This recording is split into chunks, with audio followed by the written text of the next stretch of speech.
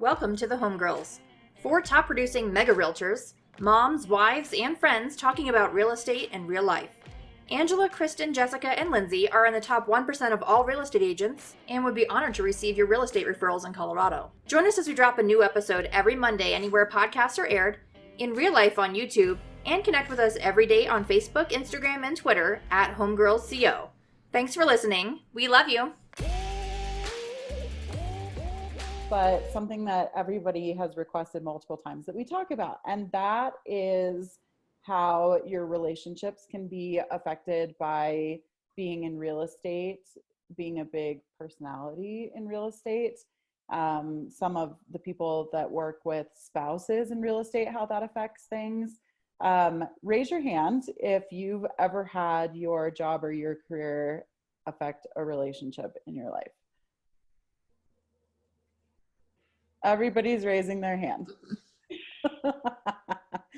Some of us are a little bit more nervous to raise our hand than others, but this is a real thing that happens, and it can be really tough. So the first thing I think is when you're working with your spouse, and you're very different personality, because there's a lot of husband and wife teams out there, or husband and wives that work together. Usually the rainmaker, finger quotes, and I hate that word, but it's just the word that people use. But usually that rainmaker personality is a high D, somebody who's very aggressive, somebody who moves very quickly, somebody who always knows what they want, somebody who's always looking towards the future. And that personality can be really hard on spouses who sometimes end up being what I would say are support pieces, because they're not as aggressive. I don't really know any couples who are both high Ds. I don't really think that people organically in the real world, like in marriages, match that way, because I think that they would kill each other. But somehow, it ends up being that like a high D gets partnered with a C or an S in business a lot. And that gets really weird really fast. So does anybody want to speak on what it's like to be partnered with somebody that you love that is a very different personality than you are?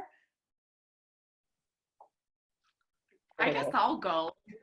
I guess I'll go. I don't know if I should say I got lucky, or if Eric and I have just been together for so long that he just knows how to deal with me. I don't even know how to answer that. But I'm a D. He's not. I'm very like, let's get this going. You're gonna do this, you're gonna do that. And there's times where he's like, whoa, pump the brakes. So like, I think Eric knows me and he knows how to deal with me, probably because we've been together for 18 years and we've been in business together for 6 years. So maybe that's why we know how to handle each other. For me, it's hiring help. I've noticed that when I hire an assistant, they can't handle my D. They handle me. So that's when Eric has to step in and is like, okay, wait, hold on. So for me, it's not Eric, it's who we hire. I don't know how to handle them, and they don't know how to handle me, because I'm so straightforward and I'm so blunt and I'm so ready to go. So that's how it is for me, I guess. I think that's 100% accurate. I mean, I work with my husband. We own our brokerage, and sometimes not sometimes, pretty much all the time, he has to be kind of the intermediary between me and everyone else, because I'm so intense, I'm so driven, and I'm probably difficult to be around. And it's not just personality type stuff. It's, no one can outwork me. It's physically impossible. I haven't met anybody other than you girls that can work as hard as I can all the time. And it's an expectation that no one can live up to.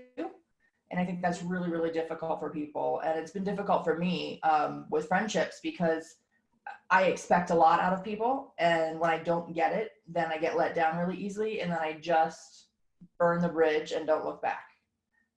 So that's kind of been a theme for me in my business. when someone wrongs me on a level that I can't ever not forget, I have to cut them off completely and never speak to them again, because I can't allow that negativity anywhere near me, because it affects my business. It affects my, my relationship with my husband. It affects everything. It consumes me. And so I have to cut it out. So if you're one of those people that are listening that have been cut out of my life, that's why. So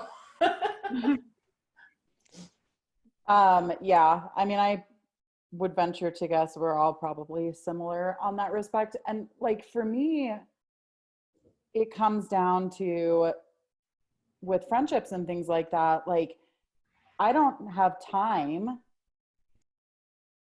to invest the way that a lot of people do in relationships. So like as much as I would love to, I have to be really careful about protecting my time. So like I'm not able to go to coffee every weekday at 9 in the morning, or an impromptu lunch at 1 o'clock in the afternoon, and I can't spend all day on the phone just chit chatting. And I've had girlfriends get very, very, very upset with me about that. I've shared this before, but most of my girlfriends, who I love more than anything in the world, so that's important for me to say, but they're stay-at-home moms. And while running a household is incredibly important and not something that I could ever do personally, and it's really, really hard, it is very different than what we do. And so like I've just had a lot of people that get really, really upset with me. And it's not that I don't want to be committed to a friendship. It's not that I don't love them. It's just that my time has to be utilized differently than some people's. And honestly, the more successful that I've gotten, the more that I've realized that it's really important to like protect your energy, whatever you want to call it, the space around you, So like the other thing that I can't handle, and I realize it makes me sound like a bitch, but it's just the truth, is gossiping all day long. Like I don't have time to sit on the phone and gossip all day long about what so-and-so is feeding her toddler, or what so-and-so is, cleaning her house with. Like I don't have time for that. And I guess that's where I shifted mentally maybe in the last like 2 years. Was it used to be, I don't have time for that. And I would get really frustrated that they would want that from me. And then I realized, I think the reason I was so resentful of it was I don't want that in my life, because people of our personalities are always working really hard on growth and being bigger and being better and pushing. And it's really hard to like have the gas pedal down and be pushing 1,000 miles ahead, and then have that crap like dragging you down emotionally all the time. And you think you're going to have this really good, productive, positive day, and you're just like sucked into this yuck vortex. So I think I realized that I wasn't just resentful over them expecting that of me. Like I was mad at myself for allowing it, if that makes sense. do you girls have like really, really, really good friends, like best friends, like that you talk to every single day? I don't talk to them every single day, which I think is the best part of our relationships. Like I think they're all successful in their own way, and they're all successful in what they're doing, and we support each other. The phrase, the 5 people you surround yourself with is who you become. So these last few years, I've been very intentional about who's consistently in my life, and I make adjustments pretty frequently, just like Angela. But there's always those 2 or 3 constants for me, and those people keep me grounded. They're my biggest cheerleaders. They're my biggest motivators, and vice versa. And the best part about it is I don't have to talk to them every day. I don't owe them an explanation. They understand because they're doing their own thing too. So I think it just comes back to surrounding yourself with people that are like you, or have similar goals and want to be bigger and better themselves. And it's just interesting enough, my best friend is actually exactly like me. She's a D. She's just like me. And we don't speak every day. We can literally go a month or 2 without talking, and literally I can text her or call her and we'll be right back where we were. Now we don't do that. I usually speak to her every day, usually. I mean, if it's a little text message here and there, but we can go a little bit without talking. But we have the same personality. We're exactly the same. And we've had tiffs, we've had our fights, we've had it out, but we're so alike. We sit there and we're like, this is stupid. Let's get over this. So yeah, my best friend is actually just like me, which is kind of weird. You That's how guys, mine is too. do you ever find yourself, I'm trying to think of how to say this. I feel like this episode's going to be a little choppy and strange because this is really raw and emotional for us to talk about.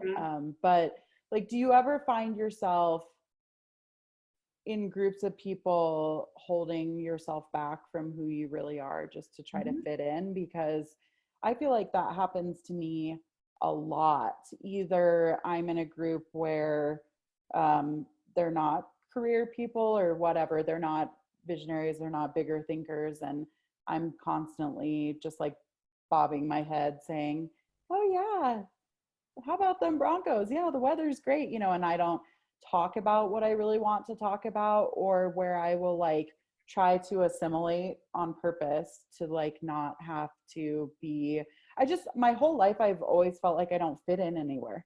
You know, I don't fit in with the women because they're not as driven as I am, and I don't fit in the men group because I'm not one of them and they won't accept me. So I've just never felt like I fit in anywhere. Are you guys like that too?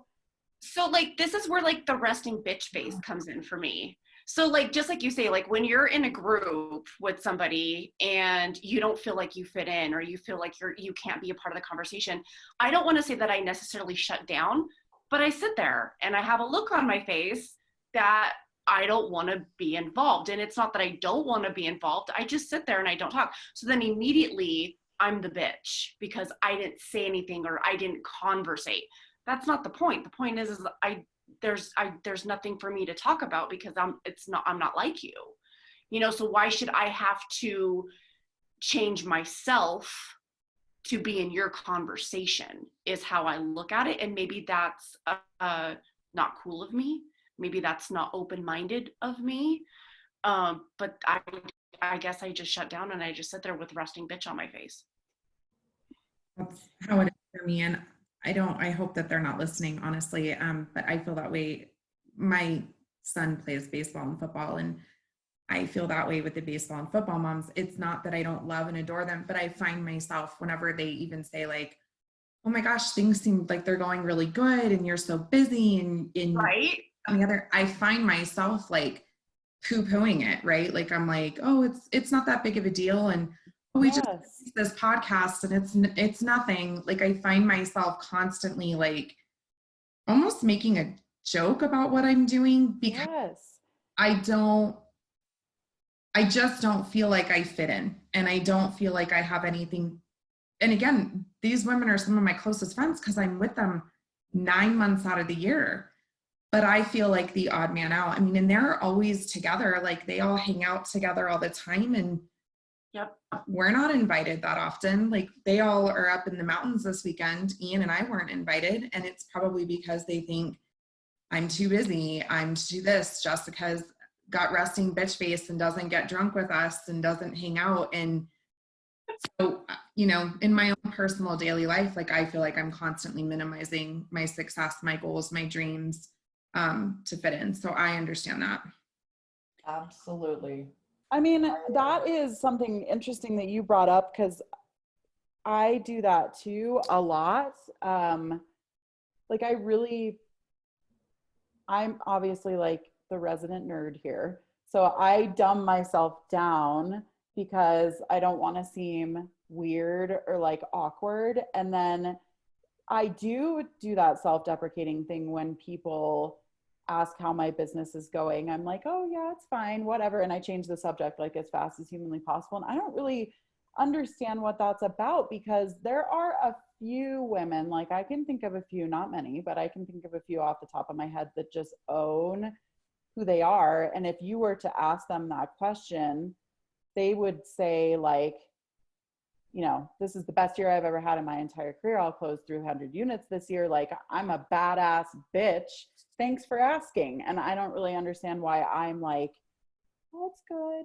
I'm good. Like I don't want to step too far outside of the box, But Right. then I also get a little bit frustrated when I feel like people don't take me seriously because I'm humble. Well, no wonder they don't take me seriously. I don't tell them who I am, but I can't.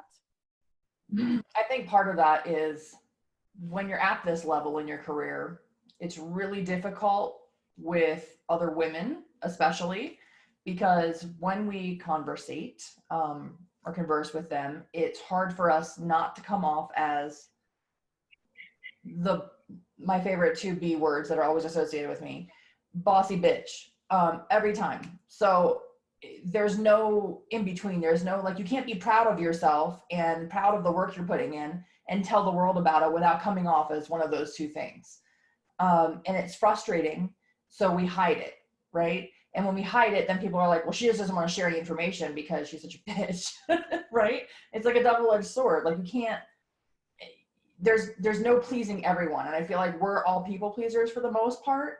And we're trying to please everybody else so much that we don't please ourselves. And it would be nice for us to take the credit because we've earned it, but we're afraid to.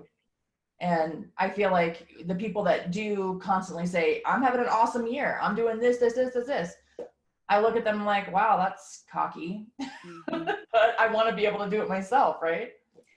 So Yeah, I mean, I want to go back to that bitch thing for a second. Like, I just would love to ask you guys, okay, so here's how I feel about myself. I am actually like the ooeyest, gooeyest, softest, most empathetic, pathetic chick ever in the real world. And like the only time that I feel like I ever get actually bitchy is when someone takes advantage of that, or when somebody doesn't give me enough credit for who I am, I feel like. But I very rarely feel like a bitch. Do you guys feel bitchy all the time? For as much as we get those comments, do you think that you're bitchy women? Because I know some bitchy women. I mean, you and I have talked about this numerous times. I think Angela and I, maybe more so than anyone else out of the four of us, get the bitch thing more than anyone else. It's because we're Leos and we're loud and we're obnoxious and we're opinionated. and we have really good personalities. We have amazing. We're jealous of. And no, but seriously, I feel like I get it all the time. I've told you this multiple times, Lindsay, on personal conversations, and for the most part, like, I don't feel like that. Okay, you get what though? Back it up and tell people what you bitch get. constantly. I get people, I mean, I have seen multiple messages. I have seen multiple people in my world get attached to me in a really unhealthy way. And I don't know how else to explain this. I feel like there's a lot of people who try to skin me and wear me like last season's fur. And what they don't understand is I really don't have time for a multitude of relationships. I can have surface relationships. I can say hi. I can talk to you once in a while, but I don't have time for really deep relationships outside of what I already have. And the truth is, like, I don't want to. And then when they start to realize that, and they think that we're like BFFs, then they hate me. They talk about me. They post stuff about me on Facebook. I can't even begin to tell you the amount of like cease and desist letters I've had to send because of people talking about me. And it's simply because I have hours. I work 9 to 3. I have 2 kids. I have a husband. Mm-hmm. This is what's important to me. The rest of this to me is bullshit. I have several really close girlfriends. I have an amazing relationship with my family. Like, call it bitchy if you want to. Like, I don't have time for a bunch of like fake relationships. Like, I just don't. And I think that's why I have the reputation that I have. I don't have time for bullshit. I don't have time, and I don't want to. Like, take time off the table. Like, I don't want to. Same. I'm exactly like you, Jessica. Like, same. My family and everything outside of that is whatever. And then I have close girlfriends, but other than that, I'm the same way. Like, this has actually gone between Eric and I. Like, we've been in public and we've we've left like a gathering or something, and Eric's like, why don't you talk? Why don't you smile? Why don't you? And I'm like, because that's not me. I'm not going to talk and I'm not going to smile. That's not me. He's like, well, people think that they hate you. Well, then think that. Come to me and have a conversation with me. I don't hate everybody. I don't feel bitchy. No, I don't feel bitchy at all. Yeah, I get that all the time. Like Ryan, I've gotten that a lot from Ryan. Like, you know, you don't engage with your office. Nobody at your office knows you. Like, you should go to the social parties. You should do this. You should do that. And I'm like, you know what? Like, I have only a limited amount of time in the day, and I have a lot of shit that I have to do before the day is over. And then if there's any time at the end of the day, I want to spend it hanging out with my family and the people that I love and like the friends that I actually have. Like, I don't really need a lot of friends. Like, I'm not an antisocial person. I'm actually a hugely social person, but like, I just like a close, tight circle. I mean, I don't need to be friends with everybody in the entire world. I don't have freaking time for that. But yeah, it's just another pick at my personality, I feel like, which is really hard. I feel like those smaller gatherings, like you're talking about, like going to the real estate offices and stuff like that. Like, I'm not trying to be a dick, but I want to spend my time with my clients, my friends, and my family who I know, love, and adore. I don't need to spend time with a bunch of other real estate agents. I just don't. I spend time with the three of you. But I also think that that's what I need in my life. Nobody would ever put these weird things on a man. Like, Kristen, I don't think you would ever turn to, and I want to be really careful, like when we talk about this women and our roles in the world type of stuff, like this is not, like this podcast is not meant to be some statement of like feminism. We're just talking about our lives and how we feel. But like, nobody would ever go to Eric and be like, Eric, why don't you talk to those people more? Like, nobody would ever go to Ryan and be like, Ryan, why don't you show up at the social gatherings? They would assume that they were busy. No one would ever say to you, resting bitch face. Obviously, I have resting bitch face pretty freaking hard. I mean, they would look at a man and they would go like, oh my God, no wonder he looks like intense. He must be really busy. We should probably go work with him to buy or sell a house because he's obviously very successful. And with us, it's like, you have to put on a show. Bro? Yeah, that's a really good way to put it. You have to put on a show. Yeah, I have been told on many occasions that people are actually scared to approach me and they're actually scared to talk to me. And like, I'm heartless. I'm just going to straight out and just say it, that if that's how you feel about me, then I don't want you in my life. Like, you know what I mean? Like, if you're scared to approach me and not have a conversation with me, that's your problem. That's how I look at it. I'm not a scary person just because of a look on my face. Well, I think that success is intimidating to a lot of people. Right. And I think that's part of it. It's not, we're not intentionally being intimidating. It's just, we are by who we are and what we do. And we do a lot of things that a lot of other people, men or women, haven't done and maybe won't do in their whole lives. And so that is intimidating for a lot of people. So I understand that on some level, and I get that a lot. I will say I agree with Jessica 100%. I have surface encounters. I have surface friends, and that's what I call them all the time. But I don't have, full disclosure, I don't have any like friends other than you guys that I talk to or want to talk to, because I choose to spend my time with my husband, who is my best friend, and my kids. And I don't have time to call other people. Like, this business sucks so much out of you that I don't have that much to give. And what I do have left, I certainly don't want to spend at a social hour having drinks with the world's largest alcoholics, AKA the Realtor Association. Like, I just don't want to do it. It doesn't provide anything. It doesn't give me any value, and I can't help anybody by going to that kind of thing. And that's what drives me. So I'm not going to do it. It's just a personal choice. And I feel like I get a lot of flack for it, and that's okay because people don't understand me. and that's all right. I just don't feel like I have to explain myself. So There's no value in it at the end of the day. I mean, like, we barely have enough time to take care of ourselves, take care of our business, take care of our families, and we're always running like crazy. And I don't think that people realize yeah, how much that's true.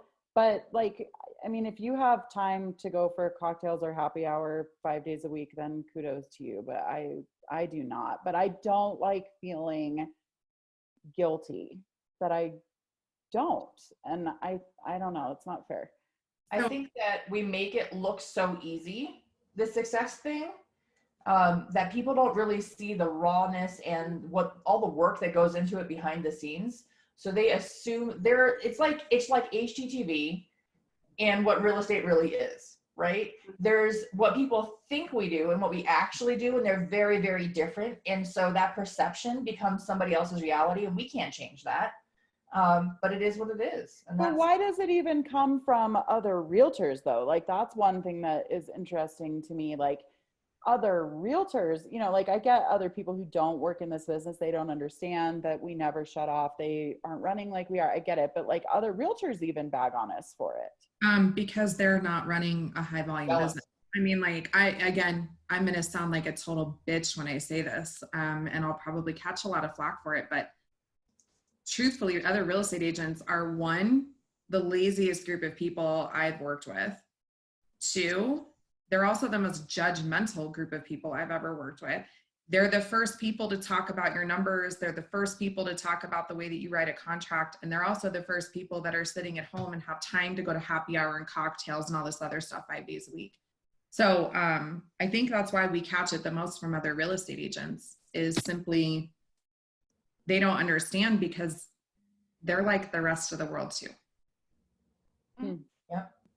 That's The bar is set so low in our industry that I think that's part of the reason why we're so successful and why it looks like we're doing so much more, is because there's the majority of the people that are doing a lot less, and they're okay with that. And that's totally fine. That's just not how we operate, any of us. So. I just always feel not good enough. Like, I just feel like I'm going to be hated no matter what I do. And it's in all areas of my life. So if I'm not successful enough, that's a problem. If I'm too successful, that's a problem. If I'm too big personality, too big of a thinker, too much of a visionary, finger quotes, that's a problem. But if I'm quiet and meek and don't push hard enough, that's a problem. And it also, in my personal life, if I spend too much time with my kid, that's a problem. Not enough time with my kid, that's a problem. Too much time with my friends, that's like, it just feels impossible to me. Like, honestly, to ever feel like I'm winning at anything. Do you guys feel like that too? Yeah. I mean, one of the things that I've been struggling with lately, specifically to our life, is, you know, I just touched on the baseball and football. Those are my husband's best friends, the guys that we play, the dads that we play baseball and football with. And sometimes I worry that, like, he doesn't get invited to stuff because I'm not liked and, like, I'm not wanted. And so Ian is getting kind of like the byproduct of me being me, and causing issues. And I don't want to say causing issues, because guys are very different, but I feel like sometimes he feels left out. And I think sometimes it's because I'm not wanted and I'm not liked, and they don't want me there, so he doesn't get invited. And then by proxy, Hayden's a little bit left out because the boys are bonding more because they're together all the time, and we're like the third wheels over here. I agree 150,000%. Mm-hmm. Yeah, I feel like I hold my husband back from friendships and relationships that he would normally have because I'm intimidating or whatever it is. There's always some problem with me that is why he doesn't, you know, get to keep the friends that he's had or whatever, you know, and it is really hard for me. Like I on one hand, I want to try and fit into that mold of what, like, the wife is supposed to look like and feel like and do, you know, and on the other side, I can't do that. I'm not fake and I can't hide it. And I don't feel like I should have to change who I am. Like, Why is it so hard to find other people that are on the same level? I don't understand why that's so hard. Like, why don't people want to be more, do more, and see more, and all of that? Like, they just don't. And it's frustrating. I find that my best friends, for the most part, outside of you guys, are men every time, because there's less drama. And there's no, like, for lack of better terminology, there's no like dick measuring contest. And I feel like with other realtors, there always is. Like, when you lead with, I've been a realtor for X amount of years, I don't fucking care how long you've been a realtor, because some of the best realtors I've met have just gotten their license, and they care more about taking care of their people than anybody else. So the second you lead with that, I immediately hate you. So I don't know why people do that, but that drives me insane. So that's just one of my quirks, I guess. It's just a box. Like, I feel like there's a box Yeah.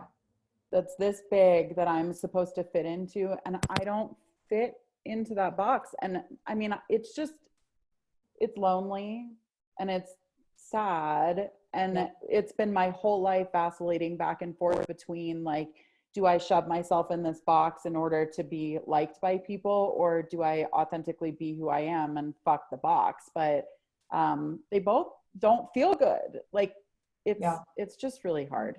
I think the older I get, the more that it doesn't matter to me. I have a great, like I said earlier, like, I have a great relationship with my husband. I have great relationships with my girlfriends. I have an amazing relationship with my family as a whole. The older I get, the less that it matters, but I still find myself like that high school side of you, where you want to be the pretty cheerleader, right? And you want to fit in, because at the end of the day, like, that's what humans want. We want interaction.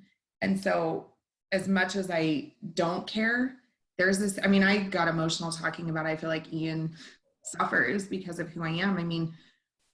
There is no winning. And I think that if people understood how often, like, I cried about this kind of stuff, or my feelings were hurt, people have this opinion that I'm this hard ass bitch who doesn't give a shit about anything. And, like, I'm really actually, at the end of the day, a giant softie, and my feelings get hurt more than I would ever care to admit to anybody.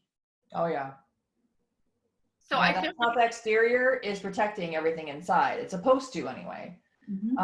But it doesn't usually. It always ends up, getting hurt and getting disappointed and all of that all the time. Yeah.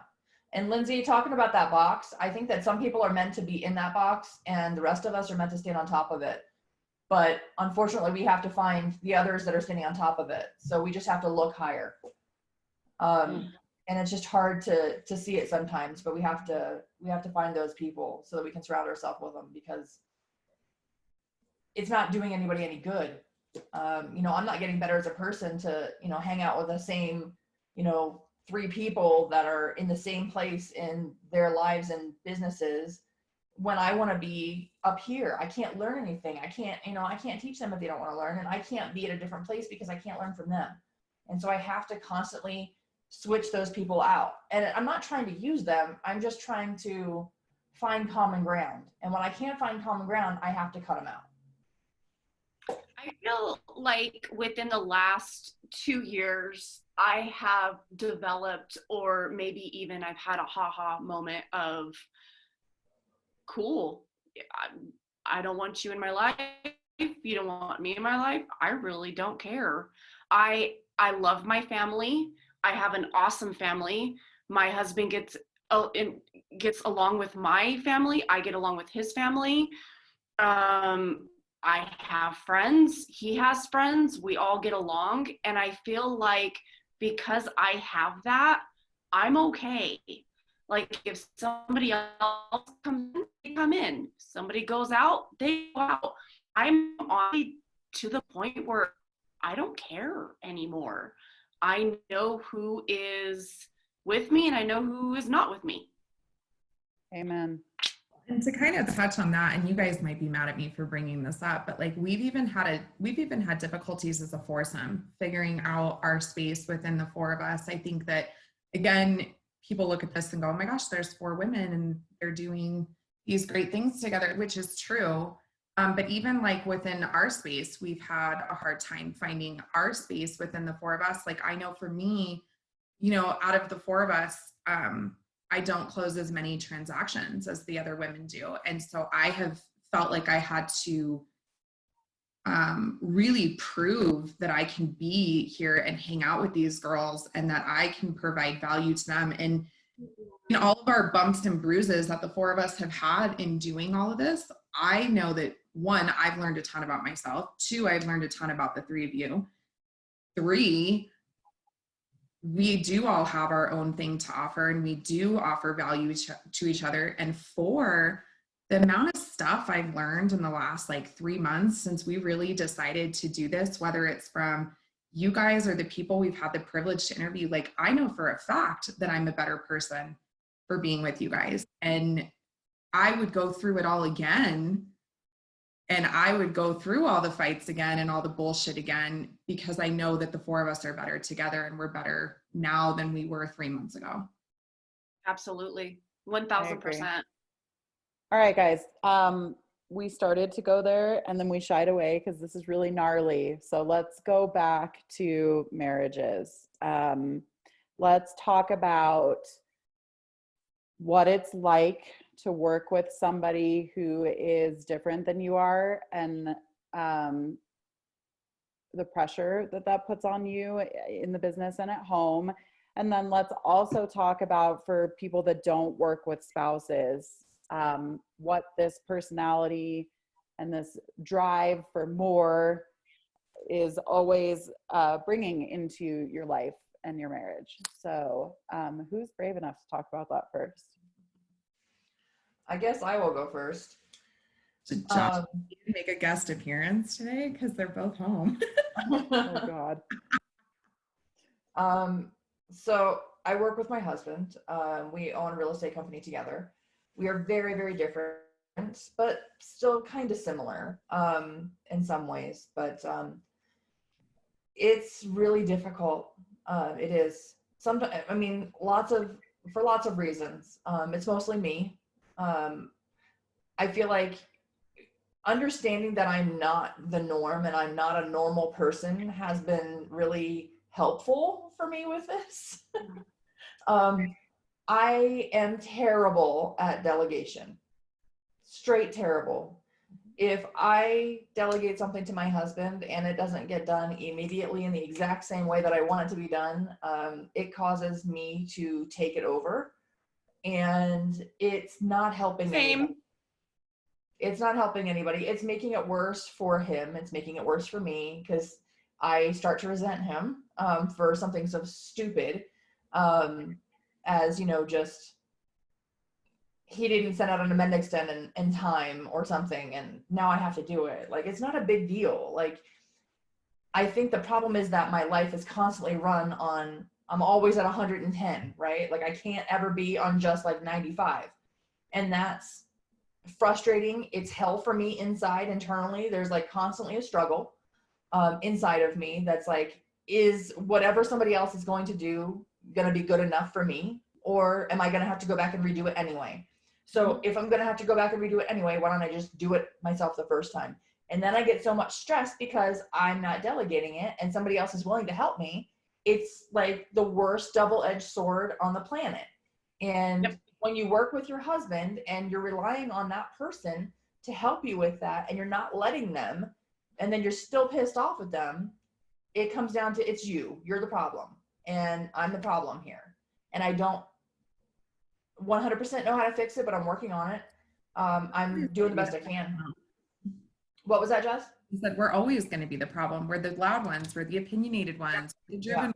And even when it's not on us, it's on us. Mm-hmm. Yeah. He's like the visionary of our relationship. Like, he's constantly the one that's coming up with really good ideas, and I'm the one that's executing. Like, it drives me insane for somebody to come up with so many good ideas and then not put them into action. So I feel compelled to constantly do the things that he comes up with. And so that sometimes for me becomes overwhelming, obviously, because I can't say no. I'm one of those people. I can't say no. I just do it until I hit the wall and I have to pass out and fall asleep. And I work from the time I wake up until the time that I go to sleep. And sometimes I'm working while I'm sleeping, I think, because I have weird dreams about, like, did I miss, a deadline or something? But I don't know how to change that about myself, and I don't want it to affect my relationship with him anymore. So something has to change, and I don't know exactly what that is. So you don't have to go into detail, but I mean, has this dynamic affected your marriage in negative ways? Absolutely. Absolutely. I distance myself from things that I don't want to deal with. And so I distance myself from my husband and my family often, and I throw myself into work, which is not healthy. My clients become basically my buffer between life. So they become my surface encounters and, like, my friends for 30 days, right? Because that's about my attention span. And so that becomes, where do I spend my energy, and whatever I spend my energy on is what's most important to me. And if I'm putting something else over my husband and my family, it becomes a huge stressor, and I don't know how to stop it. I just need to figure out how to enjoy not being in control all the time, because I really don't want to be in control of everything when I'm at home. The last thing I want to choose is where we're going to eat. It drives me insane. I do not give a shit where we eat. I don't care. I don't cook very often, so we go out to eat very often, like every night probably. So that is one of the decisions that I don't want to make. I don't want to always be the decision maker. I really don't. My personality at work and my personality at home are very different. And sometimes I just want to shut off the office, and I don't know when the office shuts off and the relationship starts, and when the relationship stops and the office starts. Like, I don't know the lines are too blurred. And so that causes a huge amount of stress. And so I typically will shut down and just be quiet and let whatever's going to happen and take it. And I don't know how to channel that into something positive, I guess. Well, first of all, I just want to say thank you so much for that, because that was super brave of you to say all that. So thank you for being so honest and vulnerable there. But I want to touch on something that you said. Aggressive and driven women are aggressive and driven, in my opinion, for a reason. And I think that that's a huge misconception, that we always want to be in charge and we always want to be these ball busting bitches and we always need everything to go our way. That's actually not what I want whatsoever at all. Like, what I want is a Christian Grey. Like, I want somebody that is aggressive enough to out aggress me. Like, I want somebody who will be like, no, this is what we're doing. No, this is where we're going. I'm walking in front of you, this is where we're like. I get so tired and exhausted on like a soul level from having to be the leader all the time. I don't want to lead at home. I hate it. And I think that that's a common misconception about women of our personality type. But the issue is that we are so used to leading, and we can't stand for something to not go right, that we jump in and do it anyways. But I don't know. I mean, do any of you want that? Do any of you want to be like the head of the household and the boss at home too, just because you're the boss at work? I mean, I don't. I just want to feel like a woman and catered to when I get home, and feminine, for lack of a better terminology. But I have to allow my husband to wear the pants every once in a while, and I don't.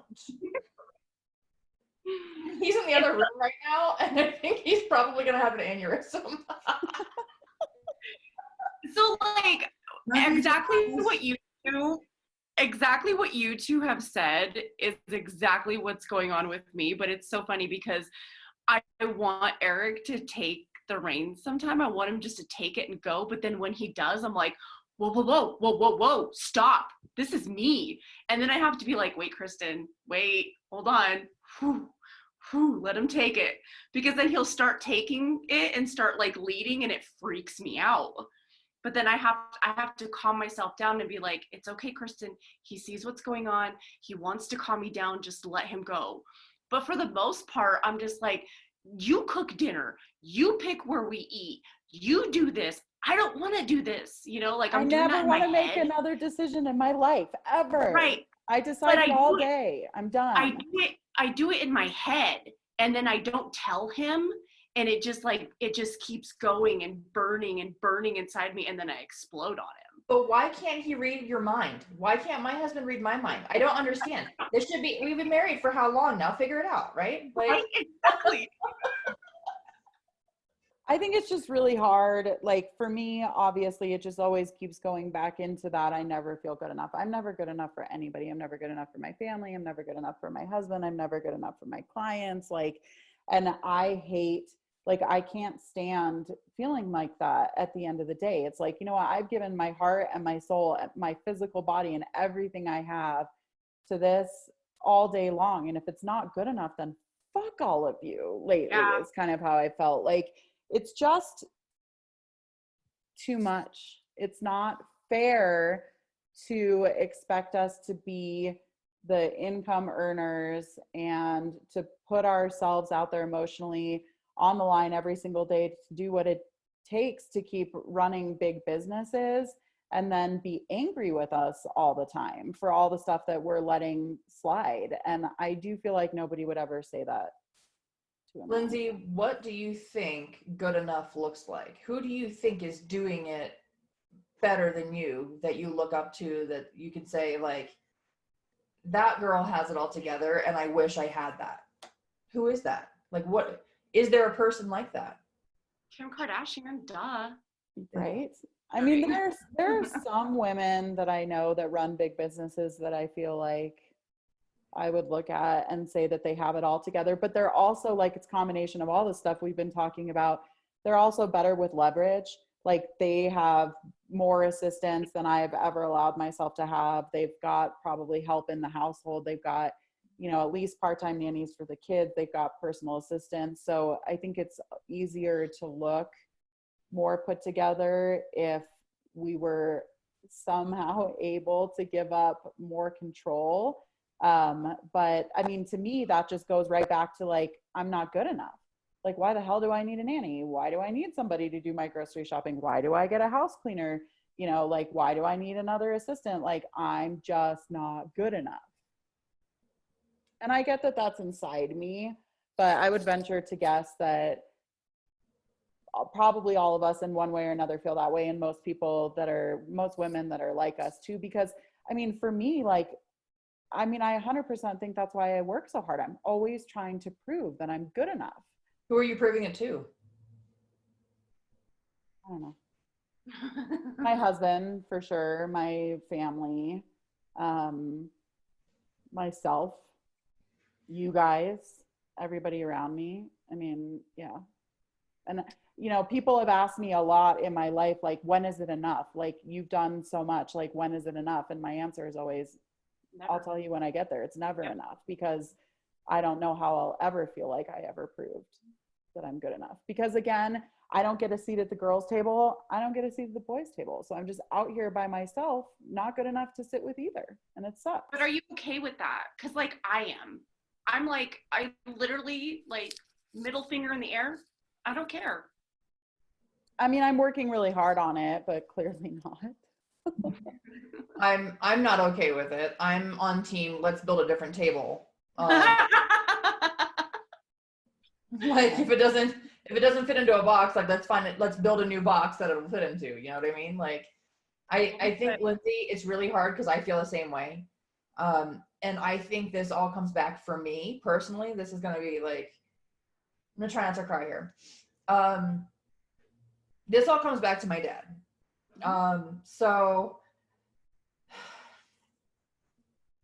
I watched for years of my life my dad treat my mom like complete and total shit. And I never want to be the one that's treated like that, or the one that's treating somebody like that. So I need to figure out how to be completely and totally independent. And if that means being lonely, it is what it is. for me. It's safer for me to not have a whole bunch of friends that need more of me when I don't have that to give. I would rather give that to my husband. And for my very small circle of friends that I have, that's why I don't have many. I have lots of surface encounters. But my dad has been a toxic thing in my life that I have tried to forget about and push out of my mind and never deal with. My parents' divorce was very hard for me. My parents divorced when I was, I think, 12 or 13. And I remember everything. So it's like a bad nightmare that I keep reliving. And trust me, I do have therapists. So I've dealt with it with her. But for some reason, I'm trying to impress someone and make somebody proud of me that could not give less of a shit about me. And that is something that I have to figure out how to get over, because I really don't feel like I need to impress that person, because I don't think that he values me enough to care. I mean, And I that- think if I'll you think about looked at the psychology of high achievers, and we've kind of touched on this a little bit before, there's something in all of our pasts that we're either outworking or outrunning from or compensating for. I don't think anybody would choose the lives that we've chosen, which, I mean, of course, I'm sure there's people listening to this that would kill to have the businesses that we have. And at one point in my life, I would have killed to have that business too. But like for me, this business has come at such a high cost personally. Like I'm not really willing, and I'm sorry to go into that in detail right now, but this business destroyed my life, like 100%. And there was always something I was outworking or outrunning, or something that I was trying to prove to somebody. And I don't think anybody that chooses to live this way doesn't have that in their past. Yeah. That's why I always tell people, like, when you see people that are this successful, there's something bad and ugly and disgusting that's happened in their life that they're outworking. And while you might want that success, you don't want what all comes with it. You don't have any idea the pain and the suffering and the sacrifice that comes with success sometimes. And people say they want success, but they don't know what it takes to get it. This isn't something that happens overnight. This is something that is a lifelong thing. Jess, do you want to talk at all about what it's like to not work with your husband, but what it's still like to have this job put pressure on your marriage? So I think Ian and I have found, a relatively decent balance. I mean, things certainly aren't perfect by any stretch of the imagination, but I think we just have a good marriage. He works for the railroad, so he's gone a lot. We do split household responsibilities pretty 50-50. He handles all the bills. He does grocery shopping because I hate it. He cooks because I hate that too. I really only like food to eat. I don't like to do anything else with it. I think the biggest issue that we have when it comes to this business, we even touched on it a little bit this weekend, where I made the comment that if I don't take a day off, he's going to leave me, because he is so tired of me doing for everyone else and not the family right now, which has been very true, especially these last 12 weeks. Our biggest issue is the phone. I'm always on the phone, whether it's answering texts or emails or Facebook tags for referrals. And that's because I feel like nothing can be left undone, and I have to get everything and answer everybody. And I can't leave my clients without a response, and I can't leave anything undone. But in the meantime, I'm ignoring my family while they're watching a movie, or I'm totally unengaged while we're having dinner, or just whatever that looks like. So for me, the phone's our biggest fight. But how do you deal with, like, what is the answer to that? That's why it always feels like it's impossible, because I mean, how many of you live on a daily, weekly, or monthly basis afraid of not being able to produce business? Raise your hand. Okay, so that's everybody. All 4 raise their hands. So being the income earner, being the head of the household financially, feeling this incredible pressure that everything is always on our shoulders and everything's going to fall apart and somebody's going to come and take our business away, whatever it is that you're feeling, like, how do you shut off your phone? How do you not continue to work all the time? I mean, there's no right answer. You can't win. Nope. Mm-mm. I think it's especially hard for wives or husbands that have a partner that's not in the business. I think it's more difficult because they don't understand to a point that if I don't answer this text message right now, like, we could possibly lose a deal and not have income for the next month.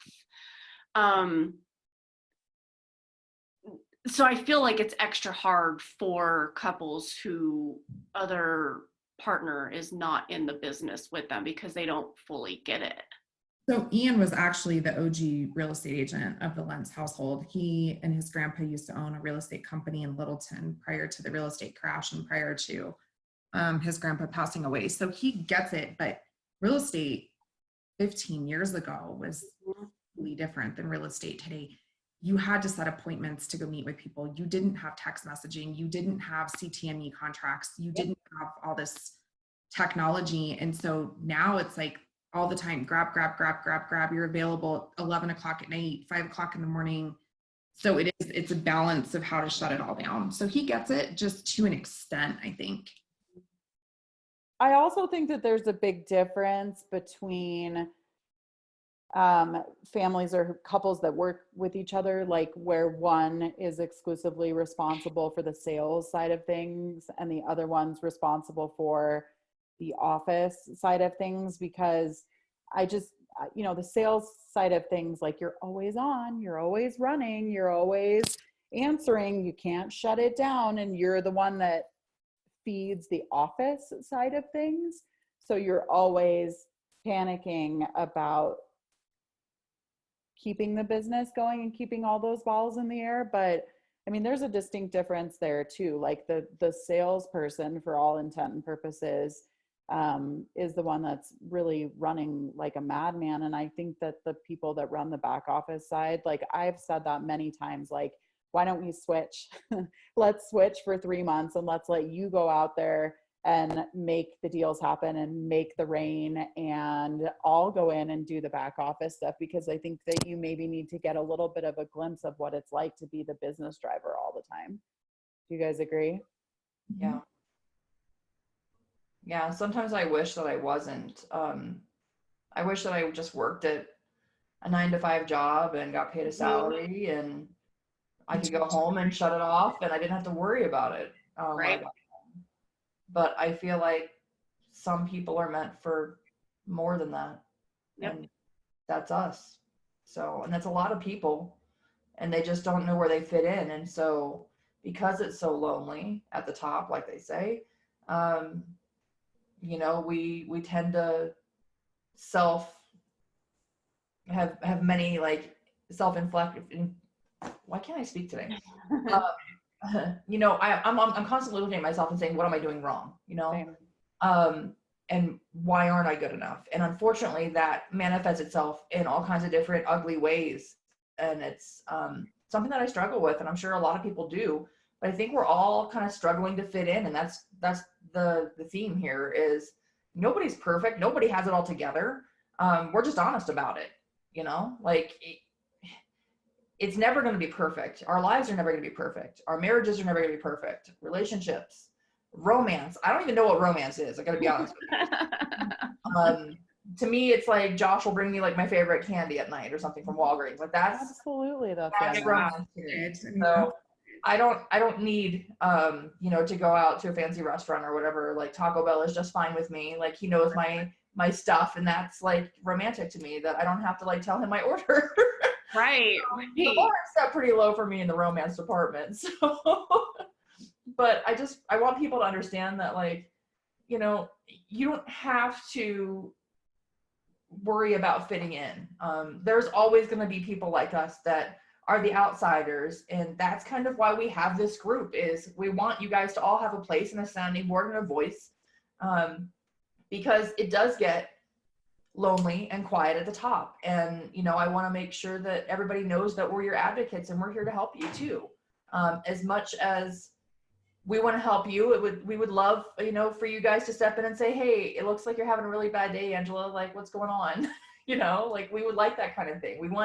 This is our version of what friendship might be, even though we're probably never going to meet you in person. It'll all be online, but I think that it's really important that we learn to have relationships in this age of technology. And this is kind of what a friendship looks like now. And it's kind of weird, right? Right. But I think that it's important.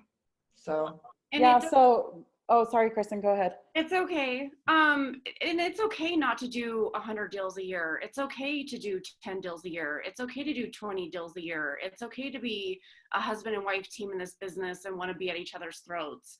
It's okay to be a single agent working million hours a day. If that's what you choose to do, that's what you choose to do. That's why we're here. We're here to show you that we're 4 different women who come from 4 different walks of life that have complete different businesses. Even though we're in the same, business, we have different businesses. And it's okay. We're not perfect. We don't always have our hair done. We always cry. We're always cussing. We're always fighting at somebody. Our marriages aren't perfect. We're always hungry for something else. That's why we're here. but that's what our normal looks like. Yeah. Yeah, I guess I just want to take a quick second to say to people also that, I don't even know how to say it because it's so ridiculous and emotional, but your business is not the only thing in the world. And I think I shared this on another episode. I read something about balls. Like your work is a rubber ball, your business is a rubber ball, but there are balls in your life that are made of very fragile glass. If your business, you falter, you can bounce that ball and it'll bounce back up.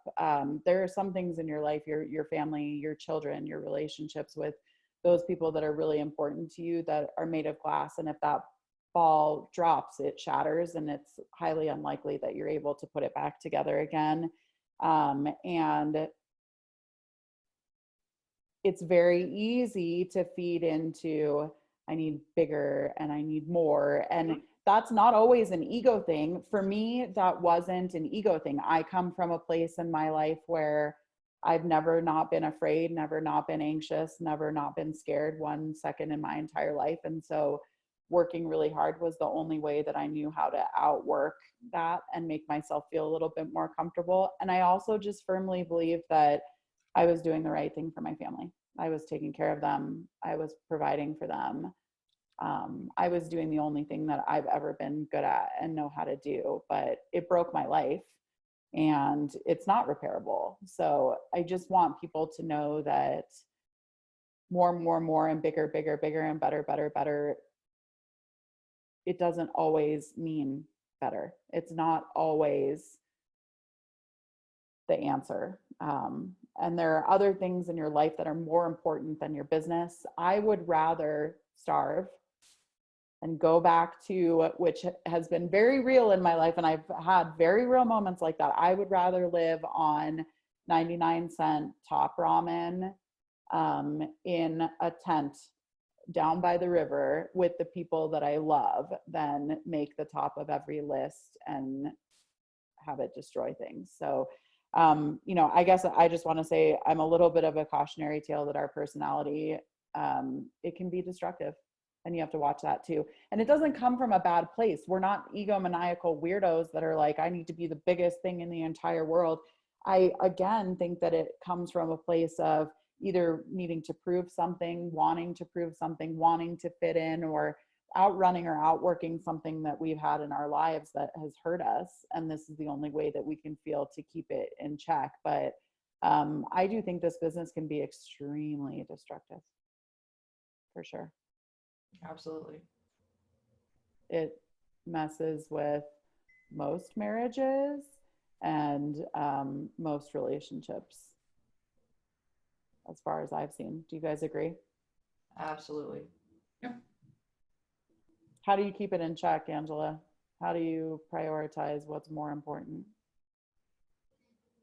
I don't know. I mean, for me, it's really just thinking about those things. And, this week, my husband's been gone, he's been away. And so I've been the husband and the wife, and I've realized very quickly what roles I don't want to do ever again. So that's been kind of a blessing in disguise. So I don't have, I'm super insecure. And I think that my personality and my outer layer tries to protect that massive insecurity that I have inside. I don't have the maternal instinct that a lot of women have. I don't have it. I love my kids to death. I would do anything for them, but I really and truly cannot sit there and help them with their homework. Like, it infuriates me watching them fight over dumb shit. It makes me angry, and I don't know how to, I have to go for a drive and get away from it. Work is my escape. And I'm super insecure about that because my mom was an incredible mom, but I don't have that. I don't want to just hug them for hours and hours and hours. I want them to go, and I want to teach them the foundation of how to be a good human. And I want them to learn on their own, how to be what that version of themselves looks like. But I won't be there for all of their games. I gotta work. I gotta provide for them. I gotta make sure that they're set up in case they fall. In the future, I want to make sure that there's a net. So I feel a tremendous amount of pressure for that kind of thing. I have a question. How many of you guys have ever been told that you're emasculating? Every day of my life. All right, so everybody raise their hand again. So this is another real one. That's really hard. So oh my God.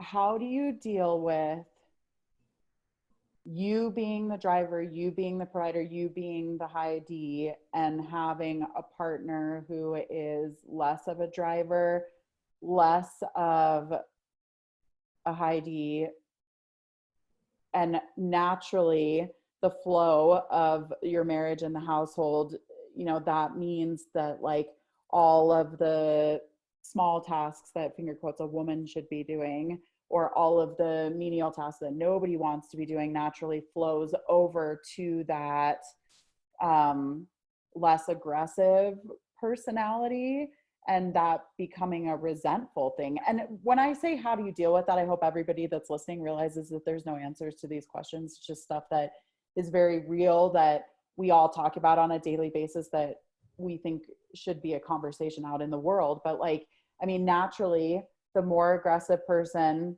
does the sexier tasks, and then there's all the shit that's left over. And if that's getting subverted to a man, I think that's where it gets really ugly. So how do we deal with that? Do we go get more support and leverage to do those little things?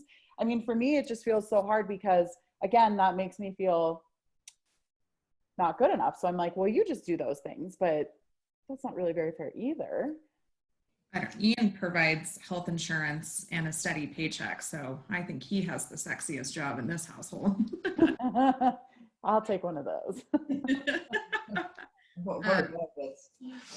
For me, I have such bad anxiety that I can honestly tell you guys, I would never be able to do this job without a partner who has a steady job and a steady income, and we have health insurance. And so I think in our house, it's just a little different. I always say, if he comes home and the house is a mess, I'm just not good at this stay-at-home mom thing. And he's always like, you're not a stay-at-home mom. And so I think for us, it's just, we come back to that place where we both have our role. We both have our, without him, I can't do what I do. Without me, he can't do what he does. So I think for us, it's just a good balance. We do have, I'm sure there's times where he's like, oh my God, you're driving me fucking crazy because of your honey-do lists or whatever. But I think overall, we're pretty balanced in our house. we couldn't work together though, I can tell you that much. So you have a really strong marriage, but like, how does somebody set that up for success the way that you have? I just think for us, like I said from the beginning, like it's just acknowledging that each person brings something to the table, and that you constantly have to acknowledge that, thank them, show appreciation, I send him texts, I try to at least once a week. I think I've been pretty bad about it lately, but I appreciate you. Thank you for everything you do. It's just, sometimes it's just acknowledgement that you guys are in this together, because you are, whether you work together or you don't, you are in this together. And so just like us as women need to be appreciated, so do our husbands and our partners. So now I'm getting super emotional. I mean, I don't want to be emasculating. Like Angela said earlier, I want to be a woman. Like I like to get my hair done, and I like to get my nails done, and I like shitty, trashy reality TV, and I'm a girl. Just because I go out and work like a man doesn't mean that I don't want to be a woman, but it's just hard. Like there's stuff that just has to get done, and somebody has to do it. And if you're in a dynamic where somebody is more apt to just do it, you just do it because you can't stand that it doesn't get done. But I don't want to be emasculating. Like I literally could not imagine one woman on the planet that would say that they want to be the man or that they want to be emasculating. Like that's crazy to me. No. Comments about me making more money than him. And so I don't know if I feel like I probably have emasculated him, but I know that outside people certainly have made comments, and I don't like it. Like it pisses me off. Mind your business. Yeah. I know that I definitely do. I don't think it's intentional by any means. I just think it's a byproduct of our job. We're really visible, I couldn't do my job without him doing the paperwork stuff, because that's not me. I'm not good at that. He's really good at making spreadsheets, and he's probably the smartest person I've ever met. And so I have to find some way to make this relationship look like I deserve to be there a little bit, right? So I'm the more social one and the one that's good with people. I'm not saying that he's not. He just happens to be really freaking smart and really good at like back end things and business type things, and I'm not. So that's a really good balance. But that's part of the reason why I work so hard, is I want to make sure that people understand that I fit into this relationship too, because oftentimes we see these relationships with people out walking or on Facebook that like it's very lopsided, you know what I mean? And I don't want to be lopsided. I want to work really hard and show people that I deserve to be with my husband, but he does something that's really, really, really cool, and it means the world to me, and he may not know that he does when he does this, but he leaves me these little notes on my desk, these little Post-it notes. And before he left on vacation, he left me something, and it was really, really, really nice to see that while he was gone, and it really helped me. Like, it sounds really stupid, but I've never been alone with my kids without my husband, ever. So this week has been really challenging for me because, like I said, I don't have that maternal instinct. So I'm constantly trying to figure out, like, okay, so what would Josh do? Like, how would Josh, where should we go with the kids? Like, what activities should we do? Well, it's extra hard because we're not allowed to go anywhere really right now. So I've been forced to be a mom. And while that sounds really terrible, that's not how I mean it. It's been harder for me to connect with my kids on that level, but that small gesture, that meant the world to me. And it was nice to be able to read that and know that I'm doing a good job, and I'm doing the best I can. You are an infinitely better mom than you give yourself credit for. You have 2 great kids, and you are teaching them how to be caring and giving and successful, and you are infinitely better than you give yourself credit for, Angela. Thank you. Agreed. So I guess if I was going to recap this, I would just try to say, put your priorities and your focus where it matters. And that always comes before your business. It should always come before your business. And also, if you are that driven, high D, aggressive personality, be careful of the wake that you leave behind you and the way that you treat the most important people in your lives, and make sure that you're pouring into them. And if you are that less aggressive, high C, high S personality, your high D is exhibiting a shit ton of puffery. And probably most of that high D is coming from feeling insecure, feeling unloved, feeling unwanted, or feeling like they need to work to prove themselves in some ways. So tell them that you love them. Tell them that you see them. Tell them that you appreciate them. Go learn each other's love languages. Everybody hears love in a different frequency, and it can be really tough when those frequencies don't match each other. But it's not okay to have big businesses and let everything fall apart on the home front. So this is real stuff. It happens to everybody. Just take care of your people, and the business will always be there. Thank you guys for spending time with us and listening to us get super emotional. And we hope that it makes a difference for you to just know that you're not alone as you navigate through these crazy waters. We love you guys. Bye. We hope you loved our show today. If you enjoyed it, do the homegirls a favor and leave us a review on iTunes or wherever you listen. Share this episode with all of your homegirls and friends, and find us on Facebook, Instagram, and Twitter @HomegirlsCO.